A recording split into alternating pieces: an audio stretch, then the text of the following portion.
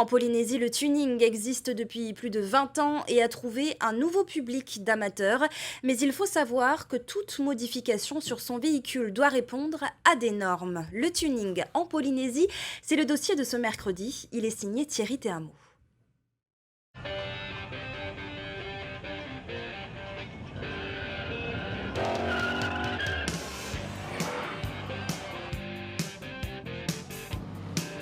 C'est bien connu, les Polynésiens aiment les gros 4x4. Cette année, les pick-up reviennent en force sur les routes avec une hausse de 37% des immatriculations. L'an dernier, ils représentaient 15% des véhicules immatriculés. Plusieurs fan clubs font aujourd'hui leur apparition. On fait beaucoup de sorties le week-end. Déjà le vendredi, on se retrouve. Vendredi, samedi soir et le dimanche, on sort à la mer, à la rivière, tu vois. Ça nous évite d'aller faire les fous sur la route, hein, on va dire ça. Et grâce à l'association, nous avons un règlement intérieur qui nous permet de ne pas faire n'importe quoi aussi, hein, et n'importe où. Personnaliser un véhicule de série afin d'améliorer ses performances et son style, c'est ce qu'on appelle le tuning et les pick-up n'y échappent pas. Ce phénomène existe sur le Fénoua depuis une vingtaine d'années. Ils savent déjà que celle-là c'est à Damas, celle-là c'est à Johan, par les accessoires justement.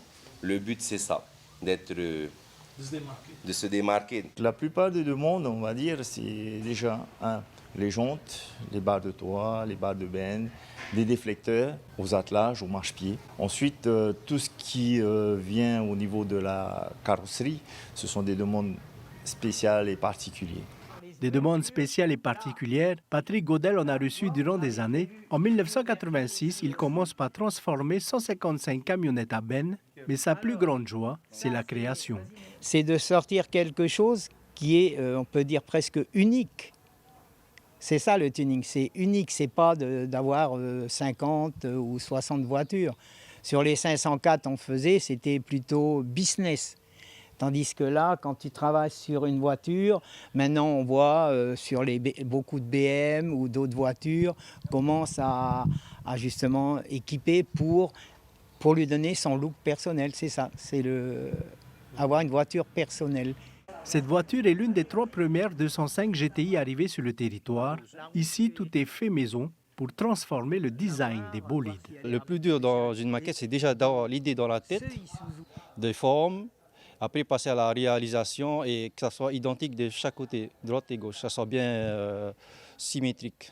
Si le tuning n'est pas interdit, le Code de la route polynésien exige en revanche une nouvelle carte grise du véhicule. Dès l'instant où un organe de sécurité ou d'équipement est modifié, la sanction peut aller jusqu'au retrait de la carte grise. Il s'agit par exemple de lumières qui sont rajoutées en plus des feux de position et de signalement de contrôle du véhicule qui seraient rajoutées par le propriétaire, donc elles ne sont pas conformes au code de la route.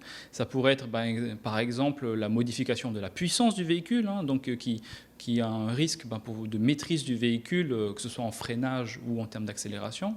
Donc il s'agit faut faire attention aux modifications que le propriétaire porte au véhicule.